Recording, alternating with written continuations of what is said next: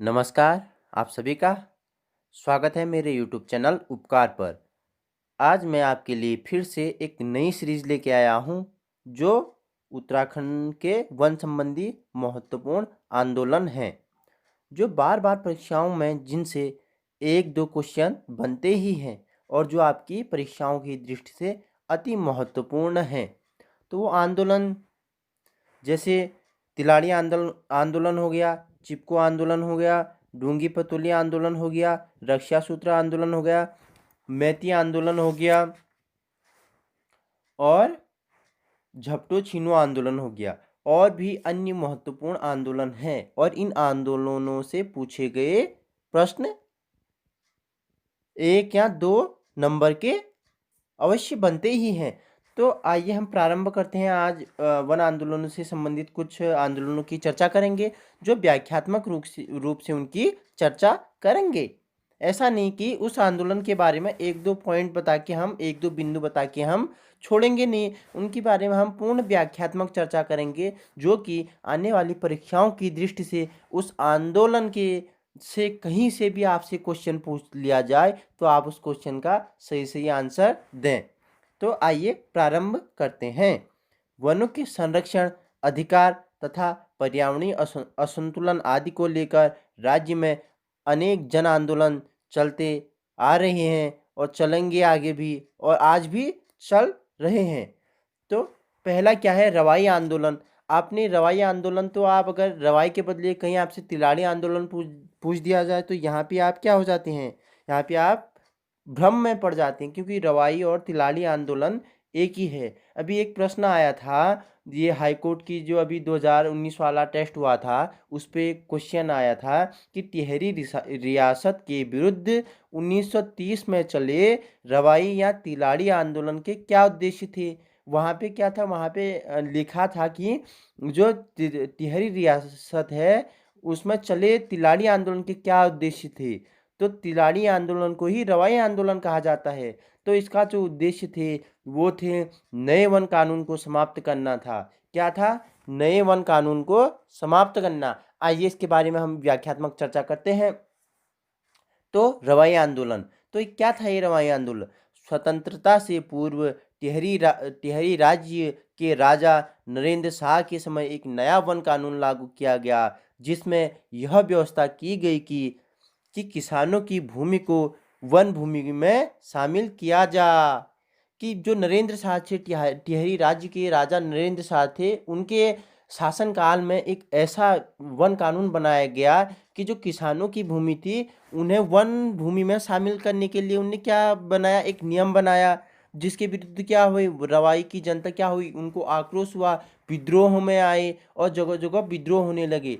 तो इस विद्रोह को रोकने के लिए, कुचलने के लिए क्या हुआ? एक दीवान चक्रधर जुयान नामक एक व्यक्ति था, तो उसके आज्ञा से सेना ने किसान आंदोलनकारियों पर गोलियां चला दी, और जिसमें सैकड़ों किसान शहीद हो गए। और उस दिन से इस रवाई क्षेत्र में 30 मई को शहीद दिवस के रूप में, उस दिन से इस रवाई क्षेत्र में 30 मई को शहीद दिवस के रूप में मनाया जाने लगा। तो जो दीवान चक्रधर जुयाल था, उसने क्या 30 मई 1930 को अपनी सेना को आज्ञा दे दी कि इस आंदोलन को तुम बंद करो, इसे उठने मत दो, इसे रोक दो, इसे यहीं समाप्त कर दो। तो जब किसान भाई उस आंदोलन को जारी रख रहे थे, तो उन दीवान चक्रधर बाबू जुयाल की आज्ञा से सेना ने किसानों पर गोलियां चला दी, और जिसमें सैकड़ों किसान शहीद हो गए। और 30 मई को इस क्षेत्र में शहीद दिवस के रूप में मनाया जाने लगा। अब नेक्स्ट है चिपको आंदोलन, जो कि बहुत ही प्रभावित एवं चर्चा पे आया हुआ एक आंदोलन है। चिपको आंदोलन, जो बहुत से कम ऐसे होंगे जो चिपको आंदोलन के बारे में नहीं जानते होंगे। तो चिपको आंदोलन एक प्रभावित और एक तेजी से व्याप्त आंदोलन था। तो आज इसके बारे में चर्चा करते हैं। 70 के दशक, ये 70 की बात है। 70 की दशक में बाजों के साथ हिमपुत्रियों की ललकार, वन नीति बदले सरकार, वन जागे वनवासी जागे। तो आइए प्रारंभ करते हैं। रैनी गांव के जंगलों में गूंजे ये नारे आज भी सुनाई दे रहे हैं। कौन सा नारा? हिमपुत्रियों की ललकार, वन नीति बदले सरकार, वन जागे वनवासी जागे। ये आज भी रैनी गांव के जंगल में ये नारे सुनाई देते हैं। क्या है? ज्ञातव्य है कि इस आंदोलन की शुरुआत 1972 से शुरू वनों की अंधाधुंध एवं अवैध कटाई को रोकने के उद्देश्य से हुई। क्या है? इस आंदोलन का जो मुख्य उद्देश्य था वो क्या था? वनों की अंधाधुंध एवं अवैध कटाई को रोकना था, जो 1972 में शुरू हुई। कहाँ से हुई ये 1974 में चमोली जिले के गोपेश्वर नामक स्थान, चमोली जिला है तो चमोली में एक गोपेश्वर नामक स्थान है, तो वहाँ एक 23 वर्षीय महिला, विधवा महिला गौरा देवी द्वारा इस योजना का प्रारंभ, इस आंदोलन का प्रारंभ किया गया।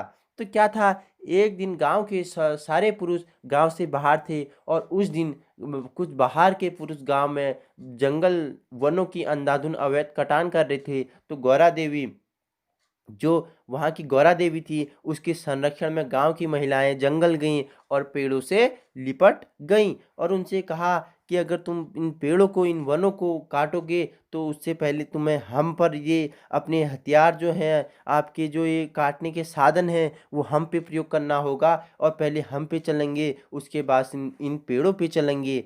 तो उनका ये आंदोलन बहुत ही प्रभावकारी रहा, जिसका सूत्रपात गौरा देवी ने किया था, जिसका सूत्रधार गौरा देवी थी। इसी कारण इसका नाम चिपको आंदोलन पड़ गया। चिपको आंदोलनकारियों महिलाओं द्वारा, इन महिलाओं द्वारा 1977 में एक नारा दिया जो काफ़ी प्रसिद्ध हुआ। इस नारा इतना तेजी से व्याप्त हुआ और इतना प्रसिद्ध हो गया कि आज भी इस नारे को हम पढ़ रहे हैं, कितना तेजी से व्यक्त हो गया। ये नारा क्या था? आइए हम आपको एक बार बता देते हैं कि क्या है इस जंगल के उपकार, मिट्टी पानी और बयार, जिंदा रहने के आधार। यह नारा दिया था वहाँ की महिलाओं आंदोलनकारियों ने। तो क्या हुआ? चिपको आंदोलन को अपने शिखर में पहुंचाने के लिए पर्यावरणवादी थे, इस चिपको आंदोलन को अपने शिखर बिंदु तक पहुंचाने के लिए पर्यावरणवादी सुंदरलाल बहुगुणा और चंडी प्रसाद भट्ट, जिन्हें 1982 में रेमन मैग्सेसे पुरस्कार से सम्मानित किया गया, उनकी क्या है? अहम भूमिका है। और बहुगुणा जी ने एक नारा दिया था, हिमालय बचाओ देश बचाओ का नारा भी इस आंदोलन के दौरान ही ये बहुगुणा प्रसाद ने, सुंदरलाल बहुगुणा ने दिया था। आगे नया आंदोलन है डूंगी पतोली आंदोलन। तो इस आंदोलन क्या था, इसके बारे में व्याख्यात्मक चर्चा करते हैं। तो डूंगी पतोली आंदोलन जो था, चमोली जनपद के डूंगी पतोली में बांस के जंगल काटे जाने के विरोध में जनता द्वारा आंदोलन किया गया। ये चमोली जनपद में शुरू हुआ। कहाँ पे? डूंगी पतोली में बांस के जब अवैध कटान हो रहा था जंगलों की तेजी से, जब चमोली जनपद के डूंगी पतोली में बांस तेजी से काटे जा रहे थे, तो उनके विरुद्ध एक आंदोलन किया। यह आंदोलन क्या? जो जंगल था उसे सरकार ने उद्यान विभाग को हस्तांतरित कर दिया, यानी अपने पे न लेके सरकार ने उद्यान विभाग को वह सौंप दिया। तो इस जो आंदोलन किया वहाँ की महिलाओं ने चमोली जनपद के, तो इस आंदोलन को देखते हुए, महिलाओं के विरोध को देखते हुए बाद में सरकार को अपना फैसला वापस लेना पड़ा। तो ये था डूंगी पतोली आंदोलन। अब पानी राखो आंदोलन के बारे में आपको बताते हैं। यह पानी राखो आंदोलन 80 के दशक के मध्य उफेरखाल गांव है, एक पौड़ी गढ़वाल का एक उफेरखाल गांव है पौड़ी गढ़वाल में एक। तो वहाँ के युवाओं द्वारा पानी की कमी को दूर करने के लिए चलाया गया एक काफ़ी सफल आंदोलन रहा। तो क्या था? जब उफेर खाल पौड़ी गढ़वाल में पानी की कमी महसूस होने लगी, जब फसल सूखने लगी, पर्वत पहाड़ में सूखा पड़ने लगा, पेड़ पौधे सूखने लगे, तो इसे देखते हुए वहाँ के युवाओं ने एक आंदोलन प्रारंभ किया जिसका नाम पानी राखो आंदोलन रखा गया। इस आंदोलन के जो सूत्रधार थे वो उफेरखाल के एक शिक्षक थे जिनका नाम सचिनानंद भारती था। इन्होंने इसका क्या किया? इसका सूत्रपात सचिनानंद भारती ने किया था। अब तक इस आंदोलन के तहत बच्चे, नौजवानों व महिलाओं ने 15 लाख से भी अधिक पेड़ लगाए और इस आंदोलन के तहत गठित महिला मंगल दल को अपने गांव में चहुमुखी विकास अनेक कार्य कर रहे थे। चहुमुखी विकास का अर्थ है कि वो सभी चीज, सभी वस्तुओं पे, अपने जो गांव में जिन चीज़ों की कमी थी, पानी, पर्यावरण, जिन चीज़ों की, साधनों की, जिन चीज़ का अभाव था, तो वो चारों ओर चहुमुखी विकास, ऐसा विकास जो सबके लिए हो एवं दूर तक चले, और सबके लिए और विकास चले, और विकास ऐसा हो कि जिससे सारे जनमानस को लाभ उठे मिले। अभी अब ये था पानी राखो आंदोलन, जो पानी की कमी को दूर करने के लिए चलाया गया। पौड़ी गढ़वाल के उफेरखेल गांव के युवाओं द्वारा। इसके सूत्रधार शिक्षक सचिनानंद भारती रहे। अगला है रक्षा सूत्र आंदोलन। तो आइए इसके बारे में व्याख्यात्मक चर्चा करते हैं। वृक्ष पर रक्षा सूत्र बांधकर उसकी रक्षा का संकल्प लेने संबंधी यह आंदोलन 1994 में टिहरी भिलंगना क्षेत्र में शुरू हुआ। तो वृक्ष में एक रक्षा सूत्र होता है, आपने देखा होगा, एक रक्षा धागा होता है, तो वही रक्षा सूत्र की बात यहाँ कही गई है। तो वृक्ष पर बांधने के लिए 1994 में टिहरी भिलंगना क्षेत्र में शुरू हुआ था यह आंदोलन। इसका कारण क्या था? इसका कारण, जो मुख्य कारण रहा, ऊंचाई के वृक्षों के कटान पर लगे प्रतिबंध हट जाने के बाद वन विभाग द्वारा 2500 वृक्षों में चिन्ह लगाकर उन्हें काटने की अनुमति देना था। इसके पहले भी इन्हें काटा जाता था। डालगांव, खवाड़ा, भेटी, भिगुन, तिनगढ़ आदि गांवों की सैकड़ों महिलाओं ने आंदोलन छेड़ दिया और इन चिन्ह वाले वृक्षों पर रक्षा सूत्र बांधे जाने लगे। परिणाम स्वरूप तत्कालीन तौर पर वृक्षों का कटान रुक गया। आंदोलन का आज तक तक रयाला के जंगल में वृक्ष चिन्ह के बावजूद सुरक्षित हैं। इस आंदोलन का प्रभाव उत्तरकाशी आदि जिलों में भी रहा। तो इसमें एक नारा उठा, जो रक्षा सूत्र आंदोलन था, इसका भी एक नारा था। कि वो नारा क्या था? वो नारा था, ऊंचाई पर पेड़ रहेंगे, नदी ग्लेशियर टिके रहेंगे, पेड़ कटेंगे, पहाड़ टूटेंगे, बिन मौत लोग मरेंगे, जंगल बचेगा, देश बचेगा, गांव गांव खुशहाल रहेगा। आखिरकार यह नारा सत्य नारा प्रतीत होता जा रहा है, क्योंकि पेड़ों की इतनी अंधाधुंध कटान हो रही है, हमारे आजकल वर्तमान में जंगलों की अवैध कटान हो रही है, और इतनी तेजी से व्याप्त जंगलों में आग लग रहा है, जिसके कारण जंगली जानवर, पशु ग्रामीण क्षेत्रों में आ रहे हैं और ग्रामवासियों पर वो क्या कर रहे हैं? आक्रमण कर रहे हैं। भले क्यों नहीं करेंगे? अगर किसी के घर को तुम जला दोगे तो वो कहाँ रहेंगे? वो गांव की तरफ, वो नदी की तरफ भागेंगे और आक्रमण करेंगे। क्योंकि अगर पेड़ काट दोगे तो क्या होगा? उससे नदी ग्लेशियर टिके रहे, अगर पेड़ रहेंगे तो नदी ग्लेशियर भी टिके रहेंगे, उसकी जड़ से भूस्खलन नहीं होगा। पेड़ों की जड़ों से अगर पेड़ों की जड़ मिट्टी को पकड़े रहेंगे तो भूस्खलन नहीं होगा। अगर पेड़ ही काट दोगे तो भूस्खलन भी तेजी से होगा। अभी अगला आंदोलन है झपटो छीनो आंदोलन। तो क्या था ये झपटो छीनो आंदोलन? इसके बारे में व्याख्यात्मक चर्चा करते हैं। झपटो छीनो आंदोलन, इसका नाम आखिर झपटो छीनो आंदोलन क्यों पड़ा? तो है क्या ये? व्याख्यात्मक चर्चा करते हैं। रैणी, लाता, तोलमा आदि गांवों की जनता ने वनों पर परंपरागत हक बहाल करने तथा नंदा देवी राष्ट्रीय पार्क का प्रबंध ग्रामीणों को सौंपने की मांग लेकर 21 जून 1998 को लाता गांव में धरना प्रारंभ किया।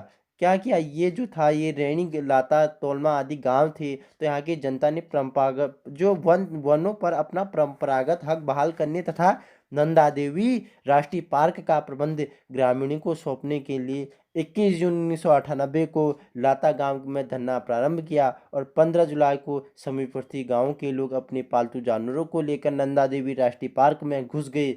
अतः इस आंदोलन को झपटो छीनो का नाम दिया गया।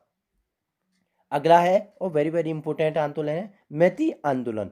तो मैं आपको बता देता हूँ, मैती शब्द का अर्थ गढ़वाल में मायका होता है। गढ़वाल में मैती को क्या बोलते हैं? मायका बोलते हैं। तो इस अनूठे आंदोलन के जनक कल्याण सिंह रावत के मन में 1996 में उपजा एक विचार इतना विस्तार पा लेगा, इसकी उनको भी कल्पना नहीं थी। जो इस आंदोलन के अनूठे जनक थे कल्याण सिंह रावत। उनने भी नहीं सोचा था कि मेरे द्वारा सोचे गए इस कल्पना की गई आंदोलन भविष्य में इतना अच्छा रूप, इतना इतना सुव्यवस्थित रूप ले लेगा कि उन्होंने भी कल्पना नहीं की थी। ग्वालदम इंटर कॉलेज की छात्राओं को शैक्षिक भ्रमण कार्यक्रम के दौरान जब उन्होंने बेदनी बुग्याल के वनों में देखभाल के तत्कालीन जुटे देखकर, जब उनने ग्वालदम इंटर कॉलेज की युवतियों को जब एक शैक्षिक भ्रमण के दौरान बेदनी बुग्याल की जो पर्यावरण है, जो पेड़ पौधे हैं, जो वहाँ की हरियाली है, घास के मैदान हैं, उनकी जो देखभाल को देखकर इनके जो रावत जी थे, इन्होंने महसूस किया कि पर्यावरण संरक्षण में युवतियाँ ज़्यादा बेहतर ढंग से कार्य कर सकती है। इसके बाद ही मैती आंदोलन उसका संगठन और तमाम सारी बातों में आकर आकार लेना शुरू हुआ। उनने सोचा कि युवतियाँ पर्यावरण में ज़्यादा अच्छा सक्रिय हो सकती हैं, अच्छा भाग ले सकती हैं। तो उनके विचार आया कि क्यों नहीं मैती नामक आंदोलन चला जाए। तो इस आंदोलन के तहत क्या होता है, आज भी विवाह के दौरान वर वधु द्वारा पौधारोपण और उसके बाद मायके पक्ष के लोगों पर उसकी देखभाल की जाती है। तो क्या होता है, जब युवती की शादी होती है, वो अपने मैती या मायके में जाती है, तो क्या होता है, वो वर और वधु द्वारा एक पेड़ का रोपण किया जाता है और उन उस पेड़ का रोपण किया जाता है। बाद में मायके पक्ष के लोगों पर के द्वारा उसकी देखभाल की जाती है कि जब तक वह पेड़ विकसित न हो जाए, वह पेड़ फल न देने लग जाए, वह पेड़ छाया न देने लग जाए, जब तक वह पेड़ अपना विस्तृत न हो जाए, तब तक उसकी देखभाल करने का प्रण लिया जाता है। और सबसे अच्छी बात तो यह है, जब वहाँ के निमंत्रण पत्र छपवाए जाते हैं, तो उस पर भी इस मैती आंदोलन का अच्छे से वर्णन होता है और इसमें लोग दिलचस्पी लेते हैं। तो आज के जो आंदोलन थे महत्वपूर्ण, उनके बारे में हमने चर्चा की और प्रश्नों में इनसे प्रश्न आते ही हैं। जो वेरी वेरी इंपॉर्टेंट तिलारी आंदोलन हो गया, चिपको आंदोलन हो गया और मैती आंदोलन हो गया, इनके बारे में तो प्रश्न आते ही हैं, कहीं से भी आ सकता है। और ये जो है, ये भी आदि जो आंदोलन बताए मैंने, पानी राखो आंदोलन, इसके बारे में पूछ सकता है, रक्षा सूत्र आंदोलन, क्योंकि नए हैं इनके बारे में प्रश्न तो कम ही अभी तक तो पूछे नहीं गए, कम ही पूछे गए हैं, क्योंकि ये जितने प्रभावित चिपको आंदोलन, तिलारी आंदोलन, मैती आंदोलन वगैरह थे, उतना ये नहीं थे, लेकिन पूछ सकता है, क्योंकि आयोग प्रश्न कहीं से भी पूछ सकता है, क्योंकि उसे आपकी योग्यता क्षमता को परखना होता है। इसलिए आप अच्छे से वीडियो को देखें, जहाँ पे आपकी परीक्षाओं की दृष्टि से एक दो प्रश्न अवश्य पूछे जाएंगे। अगर आपको वीडियो इसी प्रकार की वीडियो आगे भी चाहिए, तो आप इस चैनल को लाइक कीजिएगा, सब्सक्राइब कीजिएगा एंड जो नोटिफिकेशन वाला ऊपर से घंटा वाला बटन होता है, उसे भी प्रेस कीजिएगा, जिससे मेरी आपको लेटेस्ट वीडियो समय पर प्राप्त हो जाएंगी और आपकी परीक्षाओं की दृष्टि से आप एक अच्छे परीक्षार्थी के रूप में उभरेंगे। धन्यवाद। आज का लेक्चर इधर ही समाप्त करते हैं। जल्द मैं अपना नया लेक्चर लेके आऊँगा।